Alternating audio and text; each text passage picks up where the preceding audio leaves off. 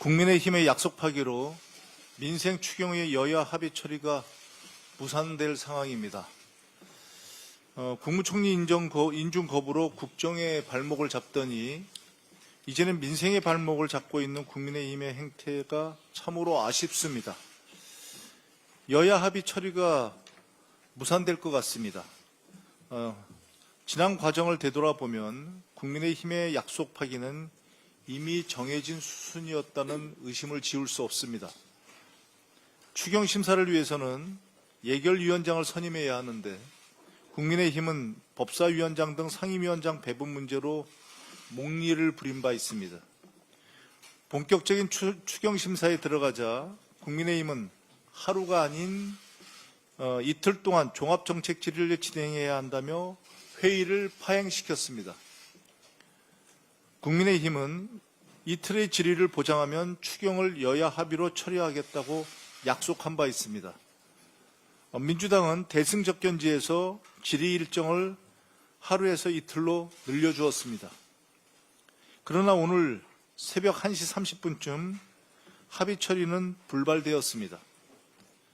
민생경제 회복의 골든타임은 지금도 조금씩 흘러가고 있습니다. 민주당은 오직 민생만 생각하겠습니다. 추경을 7월 국회로 넘기지 않을 것입니다. 오늘 본회의에서 민생경제 회복의 마중물이 될 추경을 통과시키겠습니다. 오후 본회의까지는 아직 시간이 좀 남아 있습니다. 이제라도 국민의힘의 각성과 결단을 마지막으로 촉구합니다. 외환죄 혐의가 드러나고 있는 윤석열을 당장 재구속해야 합니다. 윤석열의 지시로 인해 10월과 11월 평양에 무인기를 침투시켰다는 내용이 담긴 군 장교의 녹취록이 나왔습니다. 처음 의혹이 제기됐을 땐 사실 쉽게 믿을 수 없었습니다. 외환죄는 국민에 대한 배신이자 국가에 대한 반역입니다. 만약 북한이 군사적으로 대응했다면 남북 간의 무력 충돌이 일어났을 것이고 대규모 재앙이 발생했을 것입니다. 그 피해는 말로 다 표현할 수 없습니다. 다른 무엇보다 국방의 의무를 다하고 있는 우리 20대 청년들이 제일 먼저 가장 많이 희생되었을 것입니다. 더 이상 무슨 이유가 필요합니까? 내란 속의 윤석열을 당장 재구속하십시오. 윤석열은 자신의 사익을 위해 군 통수권을 남용해서 국민의 생명을 위협하고 국가의 안위를 위태롭게 한 자입니다. 외환죄 혐의만으로도 재구속 사유는 충분합니다. 내란 특검의 단호한 조치를 강력하게 촉구합니다. 이재명 정부는 역시 일하는 정부입니다. 어제 이재명 대통령님의 취임 30일 기자회견이 있었습니다. 이재명 정부는 유능한 대통령과 일하는 정부의 모습이 어떤 것인지 한 달 만에 국민들께 보여드렸습니다. 이재명 대통령님은 취임 직후 G7 정상회의에 참석해서 정상회교를 복원하고 무너진 국격을 회복시켰습니다. 여야 대표 초청 오찬, 추경 시정연설, K문화 주역과의 대화, 광주 전남 타운홀 미팅, 기업인 간담회 등 격이 없는 소통으로 정치를 복원하고 준비된 행정가의 면모를 유감없이 보여주고 있습니다.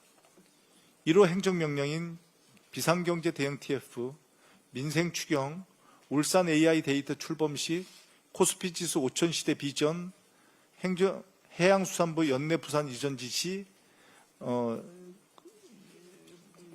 그런 지시 등 민생경제 회복과 성장 동력 확보를 위한 청사진을 제시했습니다. AI 혁신 전문가, 현장 노동자, 검증된 정치인 등 능력과 실용, 국민통합의 내각을 구성해 가고 있습니다. 국익 중심의 실용 외교를 실현할 안정감과 균형감 갖춘 외교 진영도 구축했습니다. 시작이 반이라고 합니다. 시작을 보면 끝을 알 수 있다고 합니다. 60%에 육박하는 국정 수행 지지율은 지난 한 달의 평가이며 제대로 일을 해서 성과를 만들 것이라는 국민의 기대입니다. 이재명 정부는 반드시 성공해야 합니다. 그것이 국민이 살고 대한민국이 사는 길입니다. 민주당은 이재명 정부와 국민의 성공을 위해 전력을 다하겠습니다. 이재명 대통령 취임 30일 기자회견은 민생 고통이 턱 밑까지 차오른 국민들께 희망을 안겨드린 시간이었습니다. 사전 조율 없이 자유롭게 이루어진 문답은 대통령의 격이 없는 소통에 대한 의지, 그리고 국정 운영에 대한 자신감의 표명이었다 생각합니다. 지난 한 달간 대통령은 침몰하는 대한민국호의 키를 부여잡고 위기의 파고를 넘기 위해서 전력 투구해 왔습니다. 윤석열 정부 3년보다 지난 한 달 동안 이재명 대통령이 더 많은 일을 해냈다라는 평가가 괜히 나온 게 아닌 것 같습니다. 대통령께서 강조하셨듯이 지금 무너진 민생을 회복하는 것보다 중요한 것은 없습니다. 신속한 추경 집행으로 질식해가는 민생 경제의 숨통을 틔워야 합니다. 반드시 오늘 안에 내란 치유 민생 회복 추경안이 처리될 수 있도록 국힘의 전향적인 협조를 거듭 촉구합니다. 국힘의 불참 속에 김민석 국무총리 후보자 임명 동의안이 국회를 통과했습니다. 내란이 핥히고 간 대한민국을 다시 일으켜 세울 새 정부 구성의 첫 발걸음을 뗀 것입니다. 대통령과 함께 국난을 극복하고 새 희망의 항해를 펼쳐나갈 김민석 총리에 대한 국민적 기대가 매우 큽니다. 민주당은 남은 내각도 구성을 조속히 마무리해서 국가 정상화에 박차를 가할 수 있도록 최선을 다하겠습니다. 어제 국회 본회의를 통과한 상법 개정안은 코스피 5천 시대를 여는 디딤돌이 될 것입니다.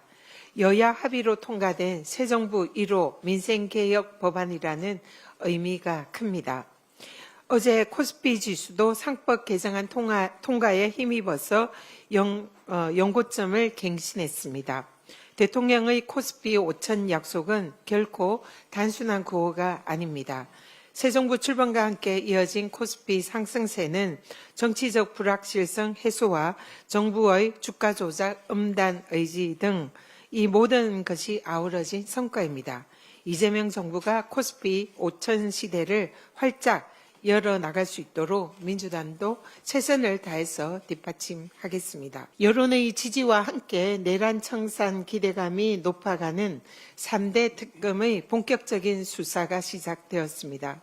지난 정권의 부패한 범죄 정황이 양파 껍질처럼 속속 드러나고 있습니다.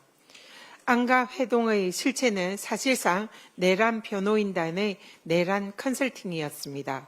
12월 3일 비상계엄, 그 다음 날인 12월 4일 안가 회동, 그리고 12월 5일 사후 비상계엄 선포문 작성으로 이어진 연결고리는 안가 회동의 목적이 내란의 법적 정당성을 사후에 만들어내려는 것이었음을 가리킵니다. 김주현, 이상민, 이완규, 박성재, 그리고 한정아 법률비서관 등 5인방 모두 윤석열의 최측근 법률가였다는 사실도 이를 추정케야 합니다. 내란 특검은 안가해동 5인방을 엄정히 수사해서 내란의 밤 진상을 규명하고 그 책임을 물어야 할 것입니다. 윤석열의 외환 혐의도 점차 뚜렷해지고 있습니다. 평양 무인기 침투는 윤석열의 지시라는 녹취, 그리고 김용현이 드론 작전 사령부에 격려금을 지급했다는 등 이 모든 의혹들이 사실이라면 윤석열은 내란 수괴에 이어서 외환 수괴라 불려야 마땅합니다.